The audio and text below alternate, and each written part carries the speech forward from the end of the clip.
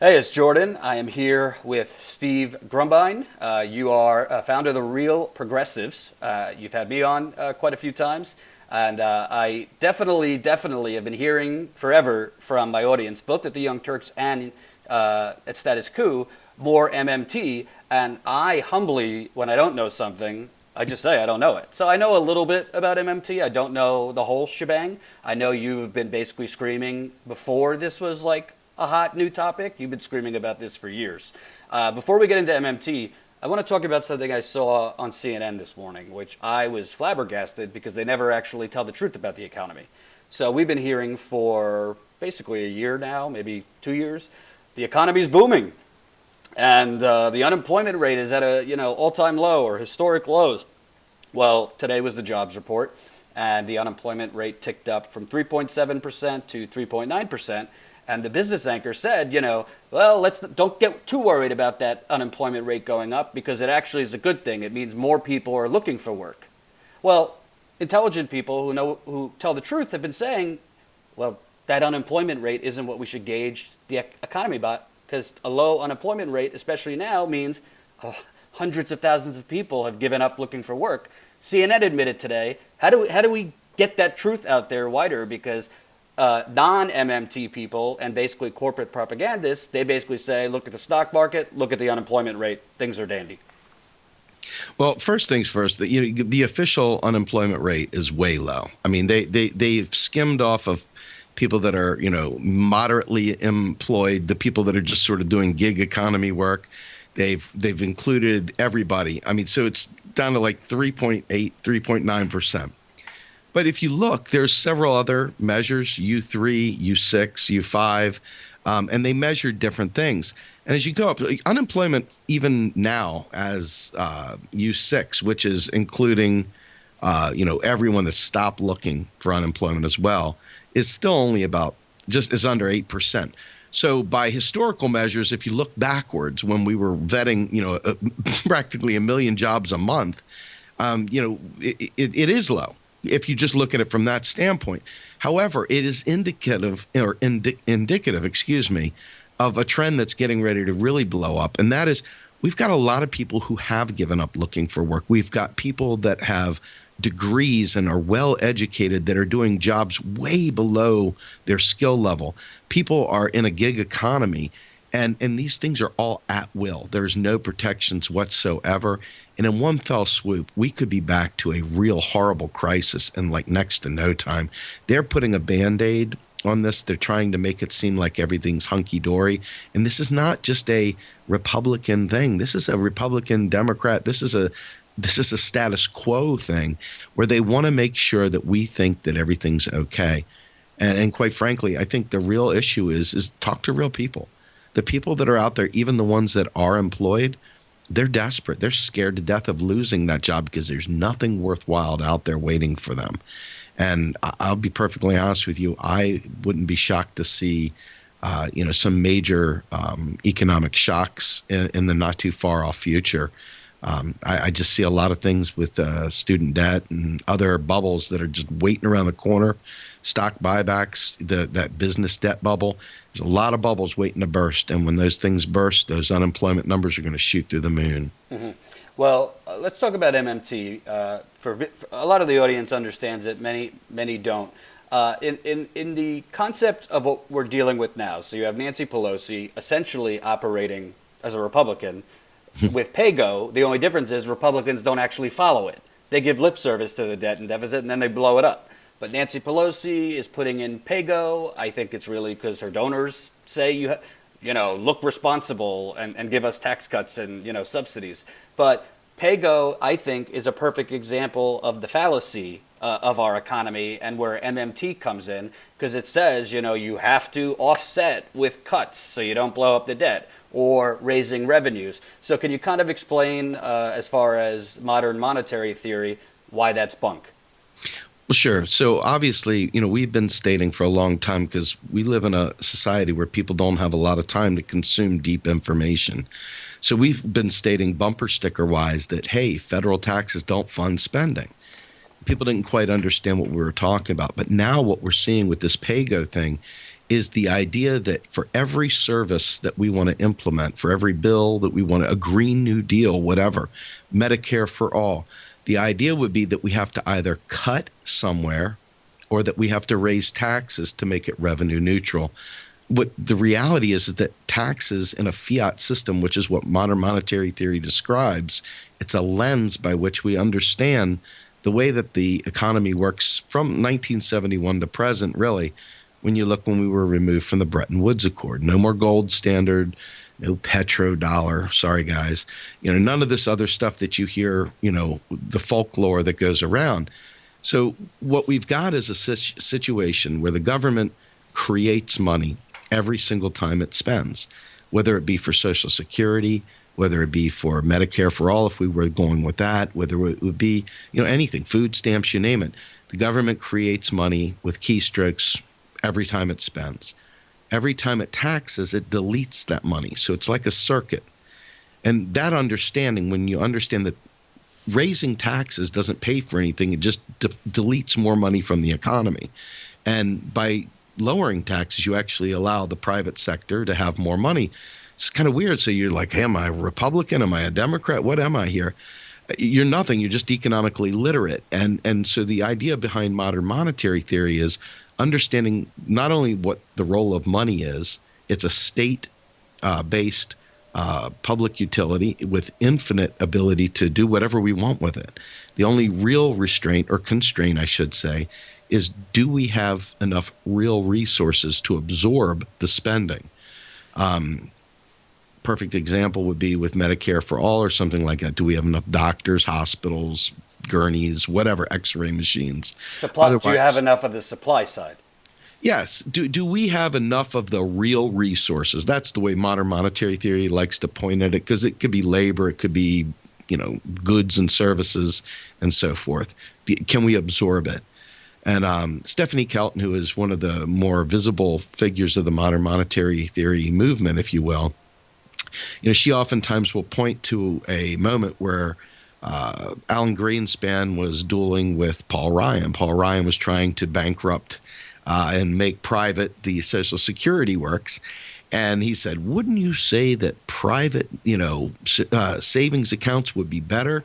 And Greenspan goes, I wouldn't say that. I would say that the government never has a problem ever meeting the needs. The question is, can we create a society that will produce the real resources that the people would need if they had that money?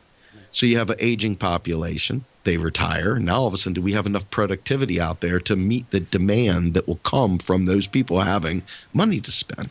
Right. So that's kind of it in a nutshell. So when you hear about PAYGO, you realize that they're just talking about deleting money from the economy or making us eat our peas, as Obama said, or tighten our belts or whatever. It's austerity. And it's foolhardy, and it's basically a self-inflicted wound if you have any intention of passing a progressive agenda. And it's clear they don't have that. Okay, so let's boil it down to my personal life. My older brother is a hedge fund guy. He's actually one of the better ones. He's not like Gordon Gekko. He's voted for Democrats mostly, and he lives in his little financial bubble. So he would say to this, Jordan, that's crazy. The government, if you keep printing money, the country's going to, go on fire. You know the argument. You can't just keep printing money. Why is my brother and that ilk's argument about printing money is dangerous wrong? Well, first things first, if you go back to my description of taxes and the way money comes into creation, Congress spends it into existence and then it taxes it out of existence. There is no printing more money. Money is elastic. Money is temporary. When they spend it, it's a tax credit. So when they spend that money in, they're expecting to receive it back at some point as a tax. So depending upon the higher or lower amount of tax will depend on the higher or lower amount of spending power the people have. It's not a matter of printing more money. First of all, we don't print money anymore. It's all keystrokes. It's all electronic. Second of all, neoliberalism, which is a word that we all talk about quite a bit, but very few people really understand. Really what they've done is they've eliminated the idea of the government sector being able to spend on the people, which is fiscal policy. And they've pushed it off to monetary policy, which then in turn says, Well, we're not going to fill your wallets with government spent money. We're not going to provide goods and services like Medicare for all, et cetera. What we're going to do is we're going to push you to your brother's fund. We're going to push you to Wall Street Solutions. You're going to have to go into private debt to fill that bubble back up. And so what's the problem with private debt? Well, you and I, we only have so much money coming in, and then we're tapped out. And then they start doing predatory lending to fill us back up even more than that because, gosh, the economy's going to tank if they don't find more credit-worthy people. And you keep doing that over and over and over again, and eventually you hit a debt bubble. And that bubble bursts like it did, back during the dot-com era with the housing market, and you name it. They start selling these securities, and this financialization of debt starts occurring. And there's a point where it just explodes, and it's unsustainable. The only debt that's infinitely sustainable is public debt because a country can never go broke on debt denominated in its own currency. So he's thinking like somehow or another we just keep cranking money out like that. That's not how it is. That money is destroyed when it's received as a tax, and it's rebirthed each time we spend. And so it's not like government doesn't save money. There's no government piggy bank somewhere. Every dollar, here's one that'll blow your mind. Every single dollar the federal government spends, it's the first time it's ever spent that dollar, because every time it spends, it's a brand new dollar. Okay.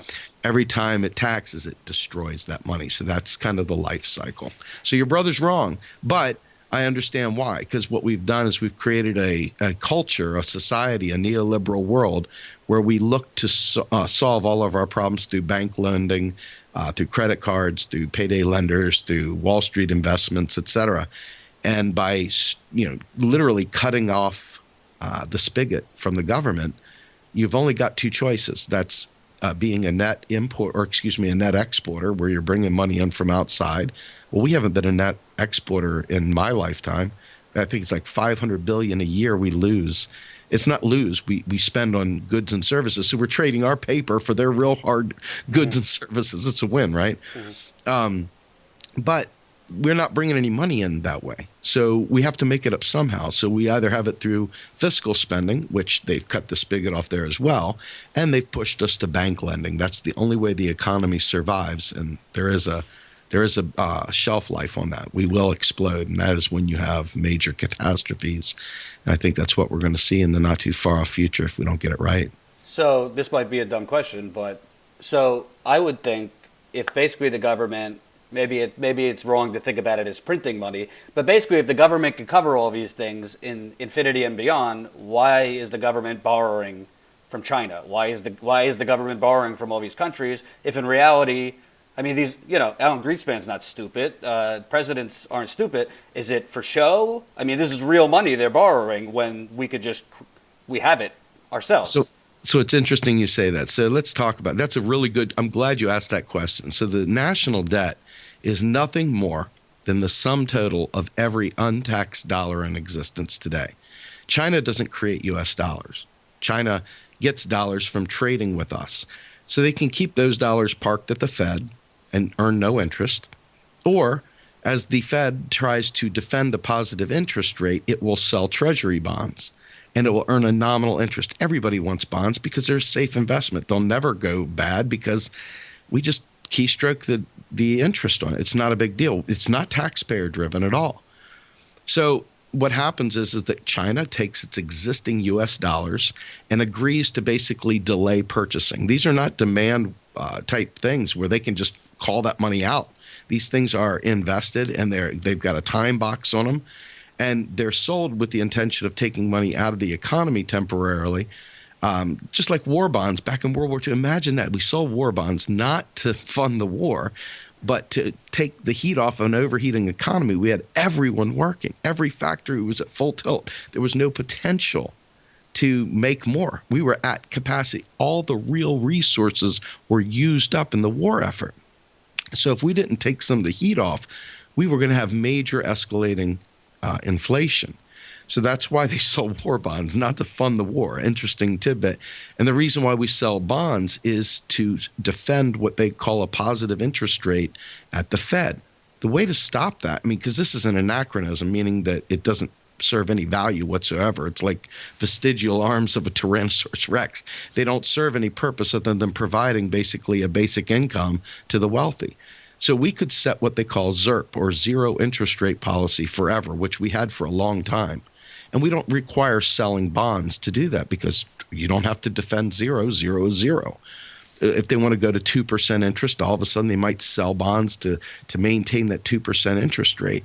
But that's the point of it all. It's not because we're borrowing money. We don't borrow anything. We create it from scratch. And if China doesn't want to buy our bonds, it's okay. We buy our own bonds constantly. Mm-hmm. So U.S. owns its own debt. Think about that.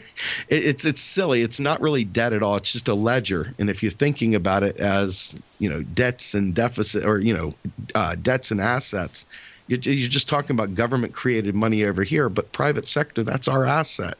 So if you look at it differently from the other side of the ledger, that's our national assets, not our national debt. Right. Because what are they going to do with U.S. dollars? They're going to buy things, which is going to make the economy explode. So it's much ado about nothing. So I always tell the audience, for your crazy Republican uncle at Thanksgiving or your neoliberal auntie, we already live in a socialist country. It's just socialism for the rich. I mean, yes. These tax cuts are paid by the middle and poor class, and the military socialists, Medicare, Social Security, all socialists.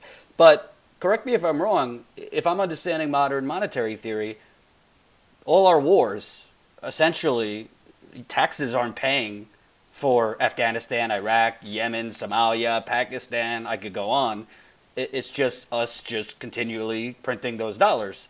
Not printing literally, but what we've been talking about. So sure. Isn't that, in a way, MMT just continuing? It's 100%. So MMT is completely non-political, though we at Real Progressives have made it very political because we're trying to show how we can make a real progressive agenda come to be. Mm-hmm. But MMT is a description of currency, period. It's how does it work? And so when you understand how it works, which they have known very well for a very long time, you'll notice that when they need the economy to do well, they flood the military because that's the one safe place nobody's going to complain about, or if only a few people will complain about, because everybody wants to protect the country, red, white, and blue flags waving, guns blazing, you name it. But the reality is that's really just sort of a stopgap. That's a place for us to flood money back into the economy, because those soldiers spend money at the local stores. And what they've done is they've spread piece parts of every bomb, every tank, every plane into every state in the country. So everybody has a stake in the game. If they reduce spending on the military, everyone takes a bite out of that. So it's been a very, very slick stealth move, but it is absolutely proof of MMT. And MMT, you never hear anyone say anything about inflation when we spend on the military. The minute I talk about Medicare for all, everybody's talking about hyperinflation, Zimbabwe, Venezuela, whatever, Weimar Republic. Oh my God, we're all going to die, barrels of money. None of it's true. And they've used this to perfection. This is neoliberalism at its finest. And reality is that we need to stop calling it taxpayer dollars completely, because it needs to be called public money. And if you think about this, taxpayer dollar, what does a taxpayer look like to you? Is it a brown person? Is it a woman? It is a white man with slick back hair and a big belly and a stogie. That's a taxpayer. Or it's the church-going family. That's a taxpayer. They don't consider those other people. And that's why you've got xenophobia running wild. That's why you've got people hating different people, because they think their hard-earned tax dollars paying for that person's laziness or for this or for that. The reality is that the military, we just gave them, what, $800 billion? And 715, I think. Yeah. Yeah, plus an 80 extra. We said, let's give you 80 billion extra on top of that, just to make you feel a little bit better.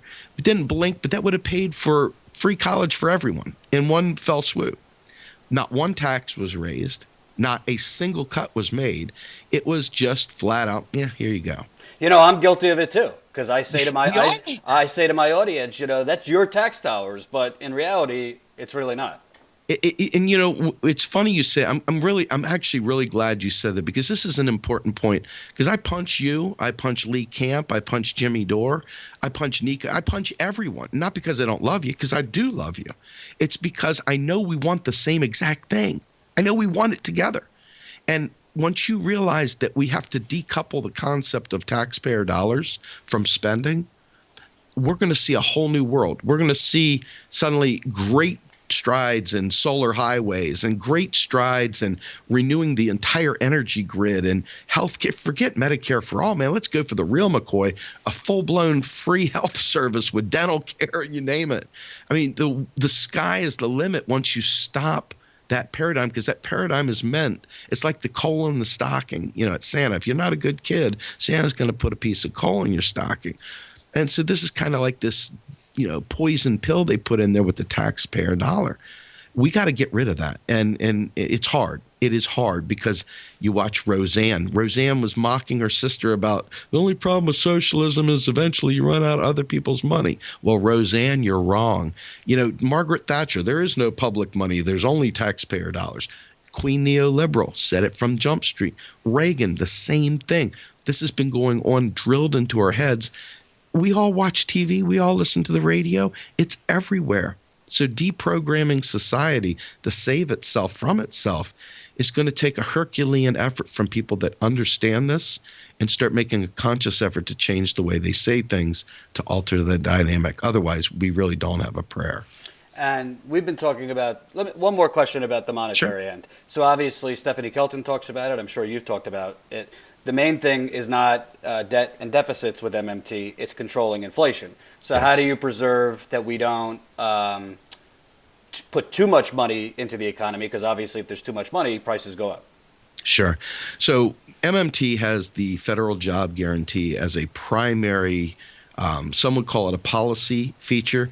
But if you remember the way I talked about debt and deficits and taxes, you understand that the government spends first and taxes later. This is an important point because once the government imposed a tax, it by necessity created the first unemployed person. So since unemployment is created by government, employment should be created by government to offset that. And a federal job guarantee with a living wage, living benefits, just like a federal job that you can roll onto and roll off of as the economy tanks and goes up, whatever, federally funded, locally administered, is a superior automatic stabilizer that will peg the economy to labor. It strips away the capitalist stronghold over labor, so we're not fighting over crumbs anymore. It makes it so that someone like in Flint, Michigan, which is a place I know near and dear to your heart, those people could say, you're not going to give us clean water, that's fine. I'm moving down to Colorado. I'm going to smoke weed, and I'm going to drink clean water. And, boom, done. So if only those people had the money to move, yeah. So a federal job guarantee is a right to a job. And this is very key because this right here this stabilizer prevents so much of the concerns we have with inflation. By setting that superior stabilizer, it prevents us from unproductive spending, number one. Number two, it also gives us the offset when the economy tanks. But number three, if we have to, for whatever reason, raise taxes on something, we can always choose to use what we call a Pigovian tax. In other words, a sin tax or some tax on rents or something to that effect. Land value tax is something we've certainly heard from various people. These are opportunities. These are what we call debt instruments, monetary instruments that we can use to lower inflationary costs. You can sell more bonds if you want. You can take money out of the economy any number of ways. So it's a problem that I don't consider to be unmanageable at all. It just requires people with a brain and knowledgeable of the subject matter to be in control of these things. And that requires an electorate that can help vote those people into office, et cetera. And kind of off of guaranteed jobs, what is MMT's position on universal basic income? Good question. So UBI, to our standpoint, is really quite a bad thing. It's to play on your name, status quo. It's a status quo thing. It's like in my opinion, if you think of a school voucher, you give everybody a $5,000 school voucher. Well, guess what? The rich are still taking their $5,000 school voucher and going to a private school, and they're still leaving the poor in the poor area. There's nothing to peg that. There's no goods and services tied to that. So it's by extension inflationary. The job guarantee pegs the economy to labor. It gives you that base. So no matter what happens, it's not an inflationary thing. Not only that, but the UBI, we already have a basic income today in Social Security. Bernie Sanders ran on expanding Social Security, and it already covers disabilities and survivor benefits. It would take very little effort whatsoever to expand Social Security to account for certain conditions that we'd like to compensate, whatever. We can make it as good or bad as we'd like to. It's really up to us. But we've already got a basic income out there. We don't need a universal basic income. We just need to expand those constraints and provide a universal job to forever end involuntary unemployment. I really believe that right there is kind of like the best of both worlds. You have access to a basic income and you have access to a job on demand as a right of being here. Period. And should that job on demand, what is your position on minimum wages? Because you could have a jobs guaranteed and still have jobs at $7.25. Well, so think about this. If I have a job guarantee, meaning that anybody that can work has a job guarantee, period. They go to their local area and they get a job on demand. And I set that job guarantee wage at $15 an hour. You're free to go work for $7.25 an hour, I guess, in some world. But why would you do that when you have a guaranteed wage working in your community of $15 an hour? That's the wage floor now. That is your de facto minimum. And by doing that, all ships rise. Every local commerce, every local grocery store has people that can buy bread again. Imagine that. Imagine people that no longer have to scrape pennies, no longer have to sell their soul to the military, no longer have to sell their soul to, run in game in the dark world, trying to survive any old way they can. I mean, here's an opportunity to eliminate the gig economy altogether. And what do you say to those, Fox News watching, and frankly now MSNBC watching, grocery store owners who say, well, I'm going to have to lay people off because we're going to have to pay people more and we're going to make less? Oh, I totally disagree, because what they've done is they've added all the people that they don't ever see come into their store suddenly have $15 an hour working in their local communities to buy their goods and services. In my opinion, instead of having a Walmart on every corner, now all of a sudden we've got an opportunity once again to reinvigorate the local grocer, to reinvigorate that local community store, that merchant that we've lost. Think about this. I oftentimes wonder why people are okay with this, but we've given up all the humanities. There is no more art in the community. There is no more beautification of anything. It's all just nuts and bolts. If it doesn't make a capitalist dollar, then it's not worth anything. I remember going to gym class every day of the week. I remember going to art class every day of the week. Now my kids have to remember the third Thursday they got to bring their sneakers to school because that's when they'll have gym class. I'm like, are you kidding me? This is what austerity has done. Now all of a sudden these people that have a $15 an hour job, they're paying taxes to their local and state areas that do require tax dollars because they are currency users, not currency issuers like the federal government. It just radically changes society, because now think about what a participatory local political area would look like now, that they can choose what jobs they want to compensate. Everybody would want to contribute to their local political structure. Everybody would be involved in the town square. Everybody would care again about what's going on in their local community because there's value in being present. I mean, to me, this is a win-win-win for democracy, for everyone. It's just a beautiful thing. And let me ask you, because, originally we were talking about MMT focuses on, is there going to be enough people producing the goods and services? Well, a big reason why that could be an issue is when the government lets corporations write trade deals, and then people in Michigan, Wisconsin, Pennsylvania, Ohio, the South, Southwest, North, everywhere, lose their jobs to Mexico, China, and what have you. That ain't changing anytime soon. The Democrats give this lip service. Well, we just got to retrain people for the jobs of tomorrow. Well, I've talked to labor members and union members who did retrain. Unfortunately, there was no jobs in what they retrained for. So how do you have enough people with the baby boomers retiring, all that, if the jobs are being offshored? Now you have automation. I mean, you walk into the movie theaters now, there's no tellers anymore. You walk into CVS, you know, there's no tellers. You just pay by machine. What is MMT's answer for that?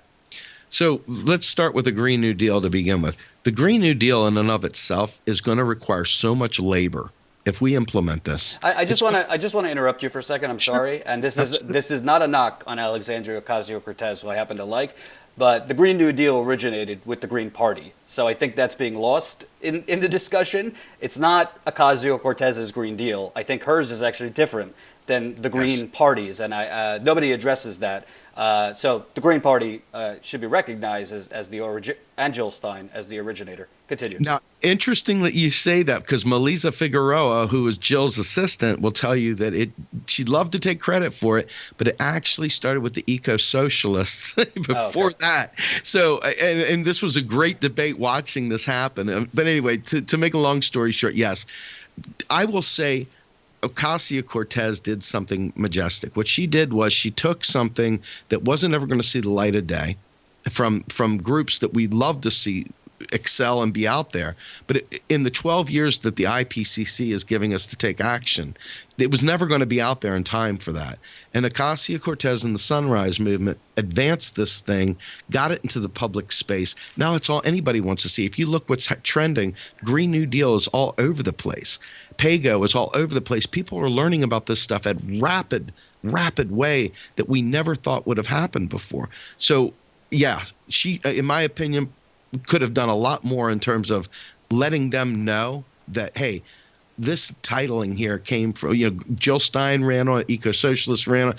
Bottom line is that we're taking this because we're a big tent movement. Progressives are not just Democrats, we're independents and we're Greens and we're MPPs and all. She could have done that, and that would have been a great thing. Huge olive branch would have given her a lot more ammo.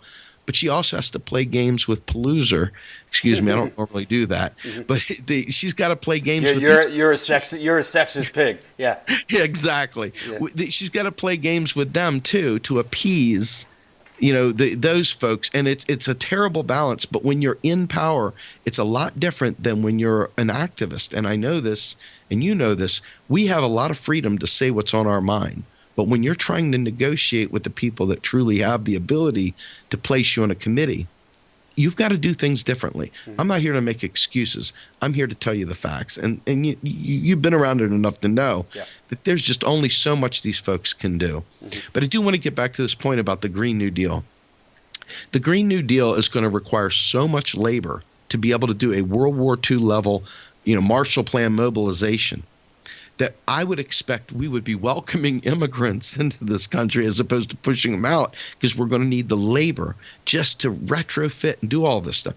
Now, I'll tell you, one of the concerns I have is that this Green New Deal, when they talk about a job guarantee, that job guarantee is not the same thing as having really, really good green jobs. The federal government can afford to pay really, really high-end career-level positions in really incredibly technical, renewable, green-type sciences, you name it. So the job guarantee, which I told you is the wage floor, should not be conflated for the jobs guarantee for a Green New Deal. We've got to have both.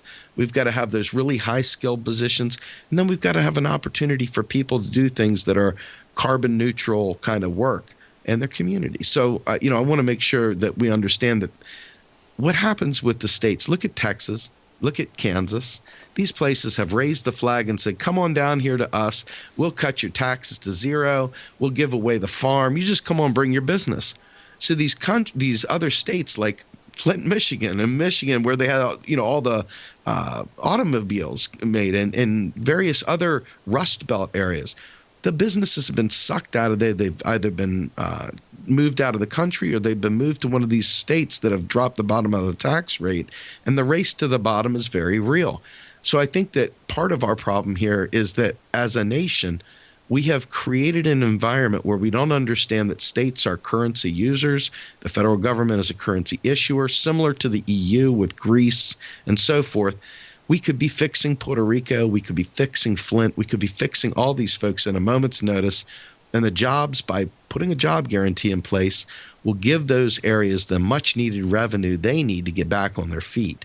and lure business back. Because, man, who doesn't want to, have a business in a place where people have money to spend? Right. So it only makes sense. I think that's the answer, is that, we suddenly revive these communities with a job guarantee. And I think the rest of it will take some careful consideration, but it's a good start. So we've talked a lot about the economic, monetary. So now I think really what's more important is the psychology to this, because obviously the oligarchy and the powers that be know all of this. They know this is how it really works. So it seems to me there would be incentive to make sure that the proletariat or the 70, 80% consumer, the economy, they say 70% of it is consumer spending. I don't even know if that's accurate, but maybe they just don't want the masses to have more money because they want to keep the system as it is, which is essentially a new Gilded Age. It's definitely neo-feudalism for sure. I mean, we're talking about a real gap.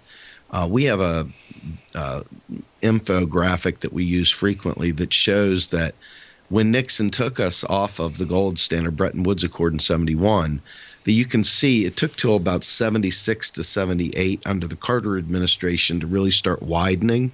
But then once Reagan hit, the wealth gap, the income gap just went, just unbelievable. They knew exactly what they were doing. The rest of us didn't know what we were doing. Now, the thing is that this is not just in the U.S., right? This is why neoliberalism is a global problem. It's not just a U.S. problem. Japan is on a fiat system exactly like ours. Canada, China, the UK, Australia, all these folks have the same setup.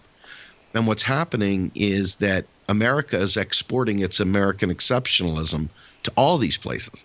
So these countries that have universal health care, these countries that have free college, these countries that have all these great benefits, suddenly get the wild idea that it'd be good to privatize and that they can make a few bucks by it's too expensive to have people covered for health care. We've got to find a way to change that around.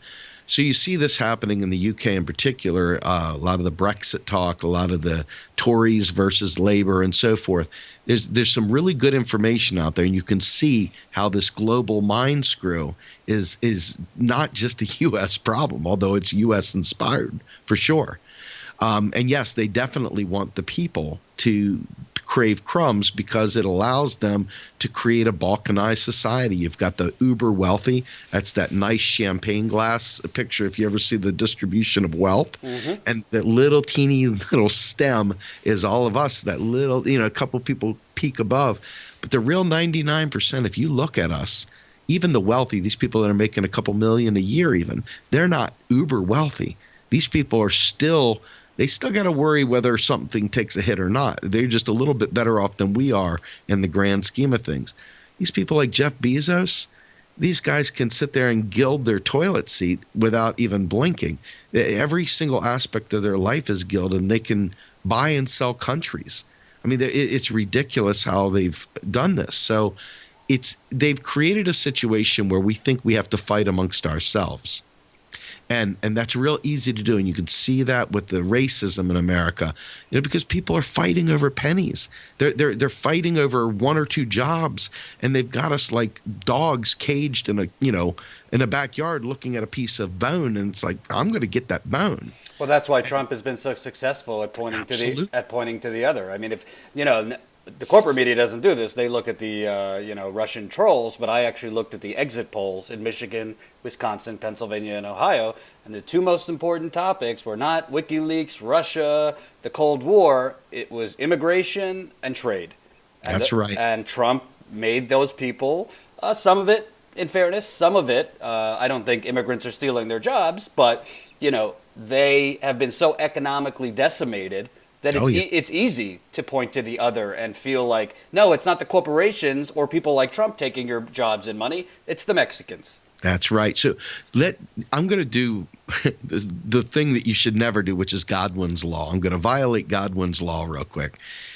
Let's go back to Weimar, right? So you had the rise of Hitler, and I hate doing this. You just got to know how much I hate doing this, but it's legit. Right. So what they did was they had a economically starved country based on the Treaty of Versailles. The Treaty of Versailles decimated German culture, decimated to the point where they had nothing going on. These people were really gray and drab and no food. And as they tried to print their way out of it, they had the hyperinflation because all their debt was denominated in French francs. They couldn't get out of this if they wanted to. And in comes Adolf Hitler. Adolf Hitler talks about bringing back German pride. He talks about reviving all these arts and the beauty of the German Empire. And all of a sudden, he uses MMT too. Mm. He figured out how to marshal resources, leveraging this. And so you can clearly see the rise and fall of the Third Reich.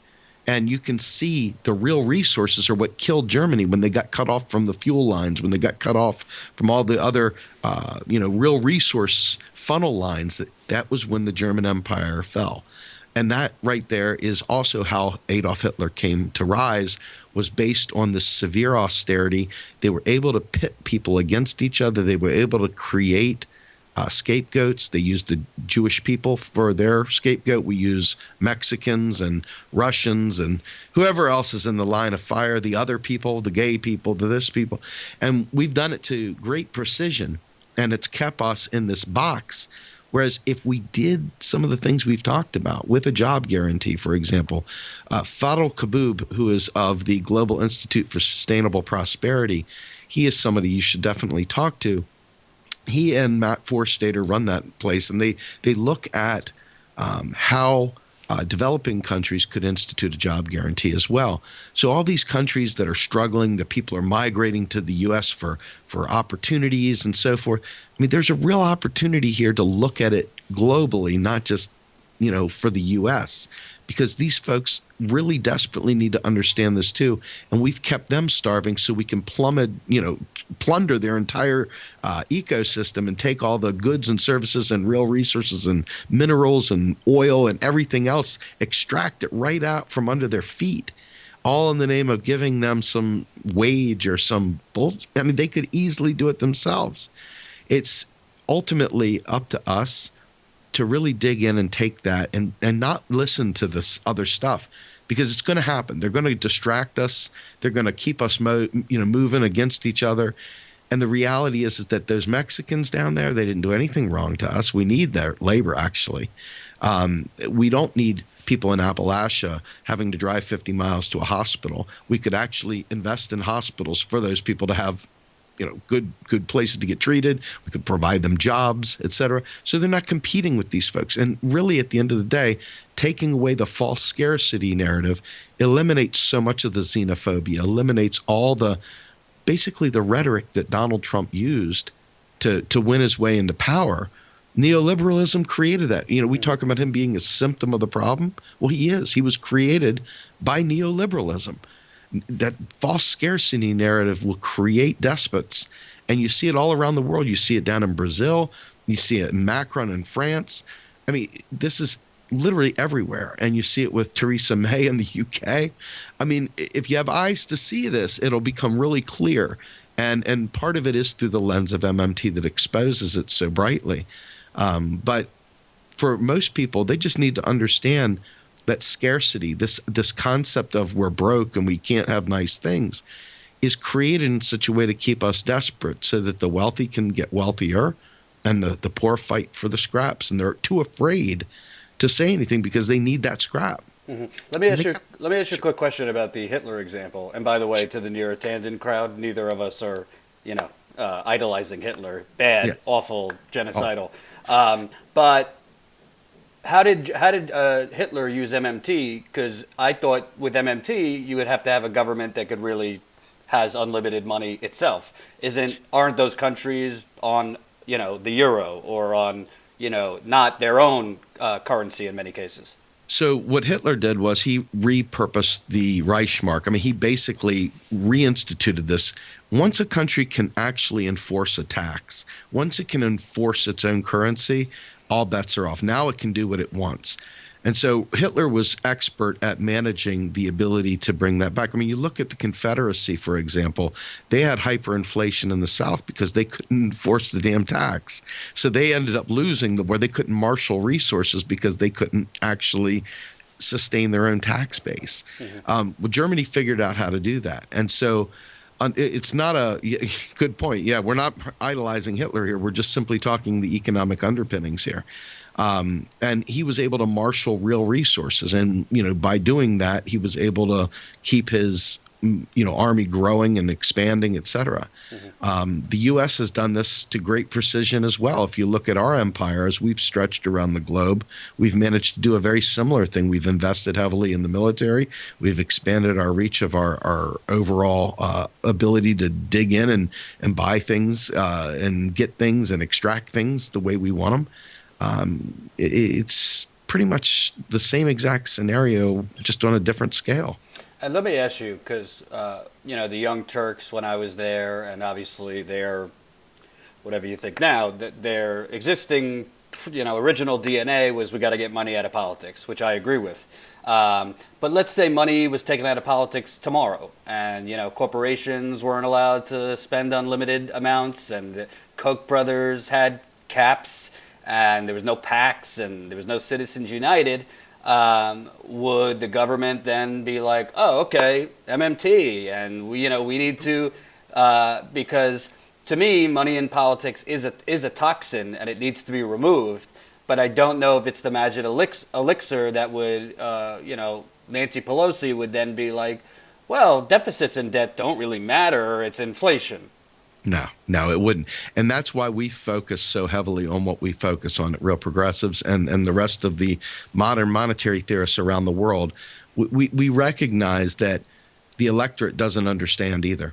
They have expertly made us all believe the federal government is like your household income. And they've made us believe that if you can't get HBO because you don't have $15 a month to spend on HBO, then you've got to cut somewhere, because that's the way that's just economics, man. Crack an economics book, dude. You don't know economics.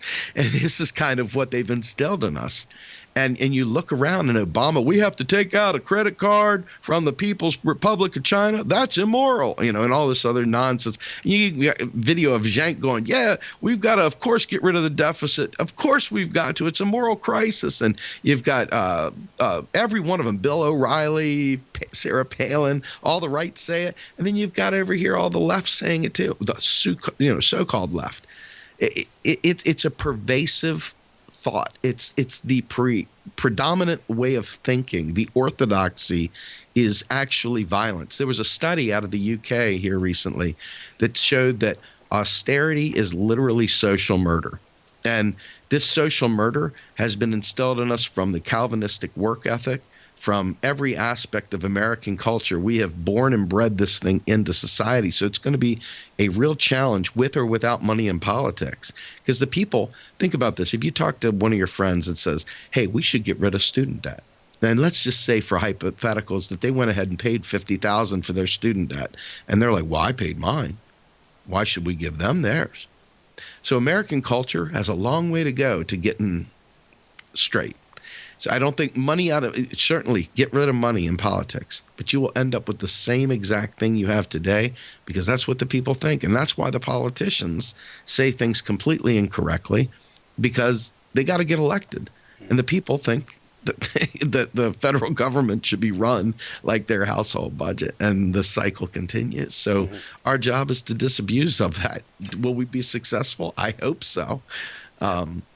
It's a lot of work, man. I'll make a point before my last question. Did you ever see The Big Short, the movie? Oh, absolutely, yes. I really think what MMT needs is like a Selena Gomez to like she was explaining credit default swaps in a way that people could understand and things like that. Unfortunately, the way our society works is you need some type of celebrity, not our crowd, but for the masses. You need it to be fun and broken down in any bits. I mean, most of the people don't even know the history of this country. They don't really teach the truth about genocide of the Native Americans and things like that. So I think that's kind of the missing link with MMT to the masses, because I think that could be very helpful if you had Maybe there is, and I just are not aware. Celebrity ambassadors that could put this into the mainstream conversation. I don't know about for 2020, but frankly, you don't even have really Bernie talk like this. Well, so I'm so glad you brought this up too. I mean, we've got Stephanie who's making her tour around, and Which, she's by the really, way, not that you're second fiddle, but I asked her several times, no response. So she must be very busy. well, she is very busy. She's been traveling around the world, and she is I mean, I have a hard time booking her on our show at all, and Mm-hmm. I carry their water, Yeah. But to be fair, I remember 10 years ago when I started learning MMT, and there was a hearty band of 10, 15, 20 people talking about it in chat rooms and stuff like that. And, over the course of time, when we, Bernie had put Stephanie into she became the chief of the Senate Budget Committee for the Democrats in the Senate. And that was a big move for us. We suddenly had somebody in the, power levers there making bold statements. And then when we found out she was going to be his economic advisor for the campaign, that's what was the impetus for creating Real Progressives, to support Stephanie. Mm-hmm. Bernie was secondary. And then eventually, obviously Bernie has been doing everything he can to position Stephanie. And Jane, does great interviews. And now Stephanie is directly consulting with people like Alexandria Ocasio-Cortez, with Ro Khanna and others. And interestingly enough, Ro Khanna, Alexandria Ocasio-Cortez, and Tulsi Gabbard are the only three people that actually voted against PAYGO. So not a small thing there. This is Sanders Institute, where Stephanie is a senior fellow at. And so MMT is starting to gain footholds in the progressive movement in a big way. And it should be real easy to grab hold of, because it is the pathway to hope. But we do need to expand. But like I said, I remember when it was 15 people, hardy people with nerdy glasses and just not giving a crap. Now all of a sudden, we got articles going out there saying the rock star appeal of MMT and all this other stuff. And it's because you got guys like Warren Mosler, and you've got Stephanie and Pavlina and Randall Wray and Bill Mitchell and some of the other big names that are out there. But also because we came in with a sledgehammer and unapologetically dropped bombs, and people were like, that guy Grumbine, I can't stand him. I was like, well, hey, how do you think it feels to be the guy whose head butts into the brick wall first? I'm the slammer, I'm there. They get to come in after the fact and caress your cheek and tell you how sweet you are. I had to break through the wall to make you see this. Right. And so, it's growing. It is growing tremendously. Not fast enough. And we do need I'm hoping that Alexandria Ocasio-Cortez can be that face, that voice, that very, energetic, charismatic Latina woman who just is bold and unafraid and talks clear MMT. I would love that. She's doing bits and you have to watch what she says. It's very crafty. She'll talk about, why are we asking how to pay for these programs when we never asked to pay for this? Right. Why are you, very, very genius, trying to use things that people understand as opposed to trying to use the terminologies that us nerdists do with MMT. And so I think there's a language barrier there, a framing barrier. There's a lot of things that are going to take to do this. And honestly, what you're doing right here with me, I can't thank you enough. This is the kind of exposure that, we work 24/7 in. And you can clearly see we're fighting for the right causes. It's just a matter of getting the word out to people so that they can take action on it. And so Right. I really appreciate you doing this. Well, that's a good segue because, we're recording during the week, but this interview is airing during my Sunday marathon. And you and I are basically just like grassroots guerrilla media, different companies, but same principle. And what I've been telling my audience, because I have no shame, I'd rather beg the audience for funds than any plutocrats or special interests. But what I always say to the audience is, a large part of why this propaganda, these misnomers, and these false narratives and these language barriers happen is because the corporate media is essentially free public relations for the oligarchy. There has not been counter-programming to corporate propaganda. I mean, yeah, the Young Turks has existed. I don't really want to get into them for obvious reasons, but there really has not been a wider, independent, truly independent media to put out things like this, to debunk the propaganda now they're putting out about Bernie and, Alexandria Ocasio-Cortez is doing. They don't want to talk about any policy. They want to talk about what she's wearing or a video she danced in college and, bullshit. But I've basically said to my audience that obviously every person is different, and neither you nor I, if somebody's living paycheck to paycheck, don't give us money. But I've said you got to factor into your budget. Like, this is not, media and independent media to me is not just like cherry on the top if you could do it. It's like, it's a responsibility of all of us to fund this, because you and I, real progressives, status quo, real progressives, neither of us are going to get rich. That's not why we're in it. But we need well-funded independent media to counteract the propaganda. I don't want to go cover Bernie's campaign to get Bernie elected. That's not my job.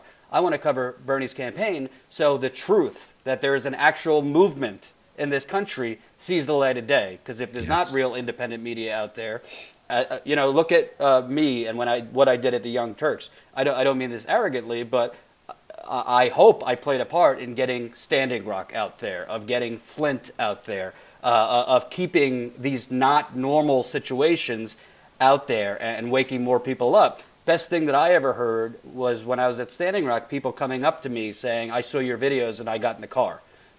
That's amazing. So I guess this long-winded thing is, I'm asking you, what is the role of independent media? I mean, listen, I have no shame. I want people to fund. I'm not taking meetings with plutocrats, so we need funds. I want people to look at real progressives and help out if they can. And you could tell people how to do that. But what's the role of independent media? Because frankly, I don't hear the Young Turks talking about this. I don't hear The Intercept talking about this. I don't hear Democracy Now! Talking about this. I hear a lot of Russia, a lot of Trump, a lot of Stormy Daniels, and bullshit. Well, you and I talked about this off air, and I think it's really important. I mean, it costs a lot of money to do this, even as a hobby. But when you really want to do this correctly, it takes a lot of time too. So this needs to be full-time work. It needs to be a priority, not just for the people, but it's a moral imperative to present these stories in a unvarnished way, in a way that tells the truth. Because if you keep allowing corporate interests to taint how we see the world, we're always going to see it that way no matter what. That's the aesthetic. And what we're providing is a service that exceeds the news. It goes beyond just crafting the news from a different angle. It actually goes about filling in the entire void, if you will, that really imbalanced walk that we have, the questions, that weirdness that we feel in the world when we don't have all the answers. And we're in the process, you're in the process, all of us are in the process of trying to fill that void. And it takes money. I mean, just think about this. Just to edit videos alone, the software costs a lot of money. The time it takes and the skill level it takes to edit video, to make it so that it's bearable to watch, to make it so that it's respected by the people that really need to hear it. I mean, this takes time and effort and money. So in my mind, putting your best foot forward to provide the truth isn't just a matter of, hey, I can sit here with some headphones and do whatever. It's a matter of providing something that people will pay attention to, because it's got to be useful too. So that costs money. It costs time. It costs energy. And I think that our job is really to be truth tellers, number one. Number two, to provide a service to the people that are wondering, why are they not hearing the truth? Why are they not being served? And we're giving them an opportunity to see the world through a different lens. And I think that's extremely important and valuable. And it should be compensated. There shouldn't be an apology there. You're not apologizing when you pay money to CNN or PBS or Democracy Now! Why in the world are you apologizing for asking folks to help support this? First, I shouldn't even be apologizing for asking folks to support Real Progressive.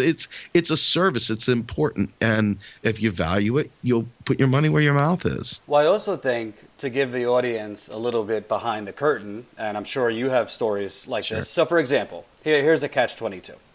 So, not that I don't love Jimmy, not that I don't love Kyle or other commentators. I think they're essential. But I report information, so I'm trying to find out things, not just comment on them.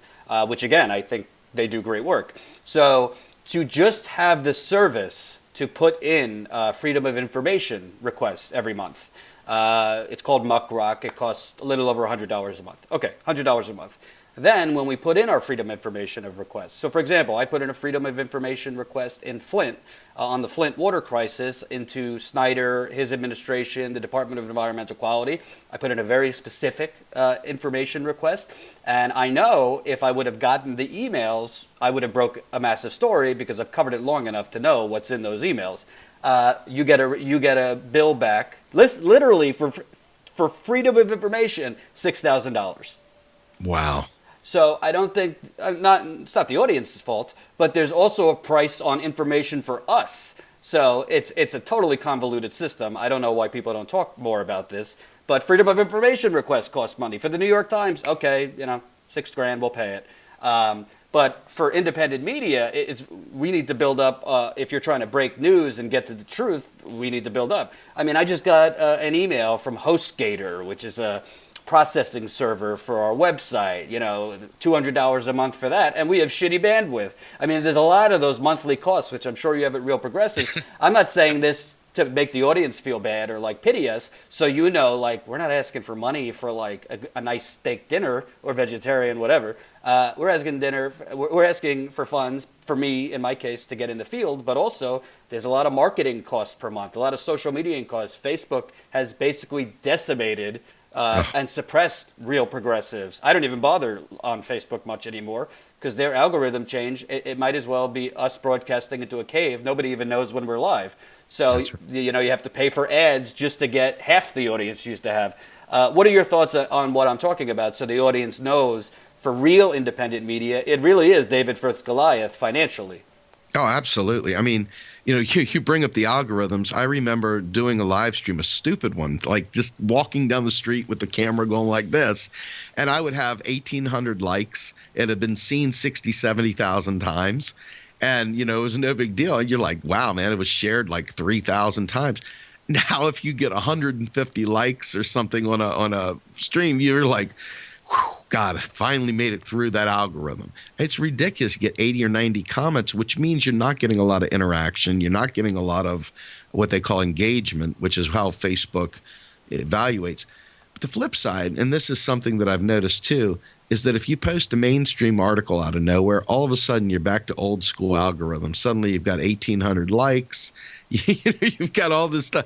And it's like, I wonder if there's a way to crack into that. But there's really not. They're really good at keeping you down.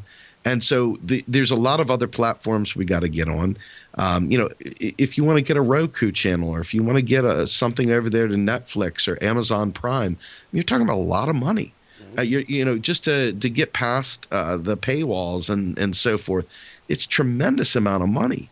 Something like LexisNexis. I mean, just getting information, white papers, being able to do proper research. You're talking about a lot of money. Some of these JSTOR type things. I mean, yes, there are some backdoor. Do you know the fight me and my business partner had over LexisNexis because she wants it? So do I. But I said we don't have thousands of dollars for LexisNexis right now, and I can't pay any. I put a lot of my money, which isn't much, into the company. So yeah, I mean, continue. Everything that we're trying to do costs money. And, we've just with our own team, we've got 100 volunteers that work at Real Progressives. And because we're doing more than media, we've got a 4-pillar thing that we're trying to do. We want to create a think tank for the common man. We want to create an education platform. We want to create a activist base. And we also want to create a media wing. So we want it all to work together. And that takes a lot of boots on the ground. It takes a lot of project management and software and stuff. People don't think about how much it costs, how much time it takes to do these things. But you're competing against the Pete Peterson Foundation. You're competing against these groups.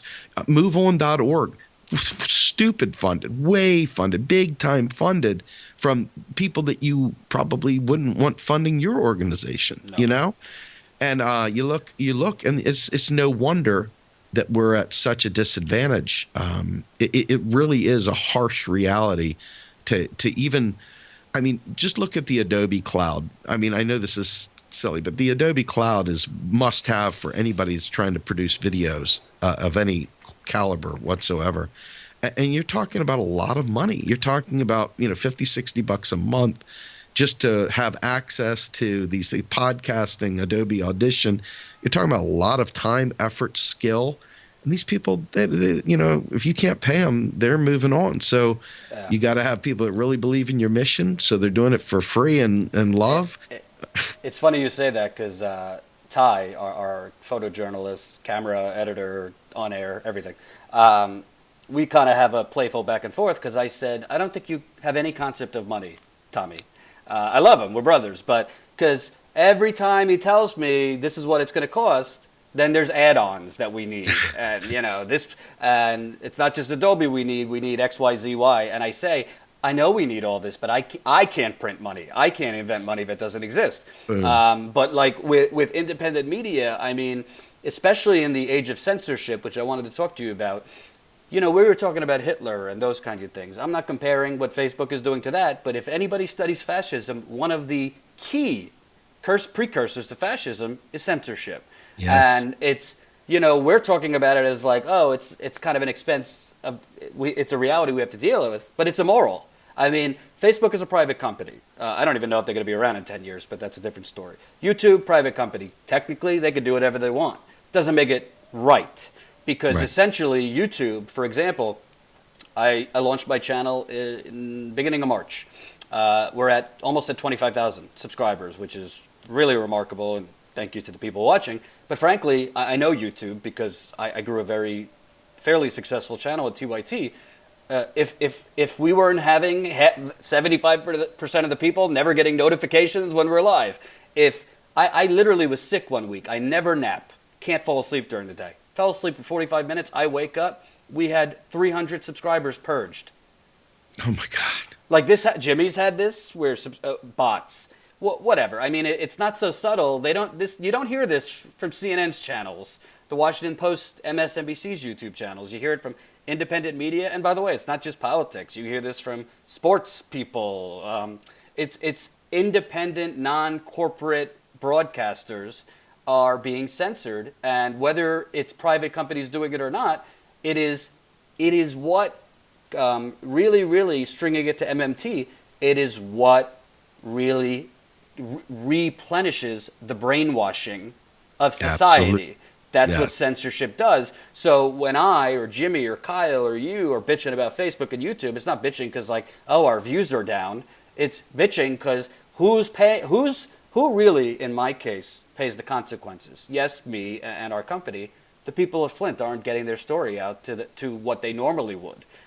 Same thing for MMT. It's not getting out there to as many people because you cannot have a protest movement in America if more people don't wake the fuck up. Absolutely. Real quick, I want to touch on this because this is something you and I could even look at together at some point. You have been frontline Flint, Michigan from day one. And Flint, Michigan is a real case in point in what we're talking about as well. You look at Puerto Rico, you put the two of those together, and those are two very, very American issues that we have got right here before us. The wildfires in California as well as another prime example of austerity in action. We have so many things that we could be taking care of, and our media, our efforts are really stifled by a lack of funds, by a lack of access. And quite frankly, there's a cause and effect to that. If people understood more about what the options were, if people had access to more information other than what they're being fed by the corporate media, they might be able to do different things with their activism. They might be able to do different things with their politician, and it might make for a different movement, if you will, in terms of actually affecting real change. It's not just entertainment value. We're talking about real actionable information. And I think that that's something to keep in mind as we're talking about the costs and the moral regard for why we do this. There's a real cause and effect here. I mean, if you don't know it, you're not going to act on it. But if you know it, you might act on it. And quite frankly, I think that you see the Yellow Vest movement, you see some of these other things happening. What would happen if they had access to better information? What would happen if many of our voters and the people that support us in general had access to more information? I think that there's a real cause and effect in changing the powers that be and changing what's going on in the country We talk about getting money out of politics. Well, we could neuter money in politics if we had access to the audience that wants to hear what we're saying. Mm-hmm. We could literally eliminate so much of the money in politics by just bypassing them and getting the word out through alternative media. So I just wanted to throw that in there. Well, I'll end with this point, and I always this is kind of what I say at the end of every broadcast, because this is what I've experienced on the road, and I also use my dad and mother as an example. So I always say the majority of people in this country actually are not lacking compassion. Even Republicans, majority of people have no fucking idea what's happening, none. And my father, for example, when I was at Standing Rock, I mean, my dad watches Fox News. He voted for Trump. He's one of those. Not a bad guy, just misinformed. And my mother, basically, she doesn't know much politically. She's always asking me. Well, when I was showing both of them videos from Standing Rock of tear gas being sprayed at Native Americans banging drums and grenades and all these things, again, my dad thinks the police could do no wrong. I mean, he's one of those. He said, why isn't Obama doing anything about this? Why isn't this out there more? I mean, it's anecdotal, but I have seen this over and over, even from conservatives. Let me tell you something. Conservatives, believe it or not, care if they're drinking clean water. And Yes. conservatives care if their land is being stolen via eminent domain for pipelines. And the examples go on and on. So what I see, obviously Real Progressives does different things than us, but it's all the same concept, is getting stories out there that no one else is covering, especially in a unique and authentic way. It costs money, but more importantly, it actually leads, if you do it right, to activism. And that's the goal. What are your thoughts, Dan? I, like you said it perfectly. I agree. My mother voted for Trump. My brother voted for Trump. The whole gang came from Trump land, and they are people that, when given different information, have a different perspective. They love me. They love my son, who's got special needs, and they don't want bad things to happen to him. But when they watch Fox News and everything else, they got a different perspective of the world. When they see different things, my mom has talked to me offline many times saying, I had no idea that's how it worked. Oh my God, I had no idea that's how it worked. And so, we have a real opportunity to meet the 99%, not just Democrats or Republicans, but the whole enchilada. They want good things. They just don't have access to information. And how could people watch/support Real Progressives?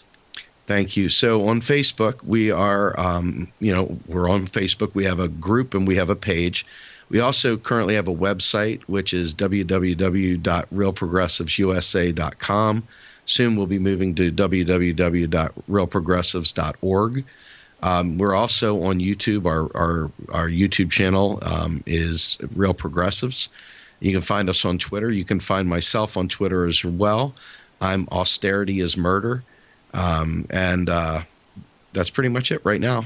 Mm-hmm. And please, if you can find us on Patreon, we'd love to have you as a supporter. We definitely need a lot of help on Patreon, and we have a PayPal as well. So look forward to any kind of financial help. And if you want to volunteer, we are building out our activism pillar as we speak. So we would love to have your help in building out home groups and chapters across the country.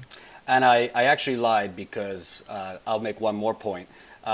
People should know, like, I'm plugging Real Progressives while trying to plug myself for an hours-long marathon. And I think we don't see that enough in independent media. Not that people don't care, but obviously, like, we all have to eat. So it's not like independent media is always like, go donate to that person. But I think it's important. Obviously, the audience only has so much extra money to go around, but I do think it's important to dip your toe into each pool and support everybody you can, because it's not charity. It really is to get an end result.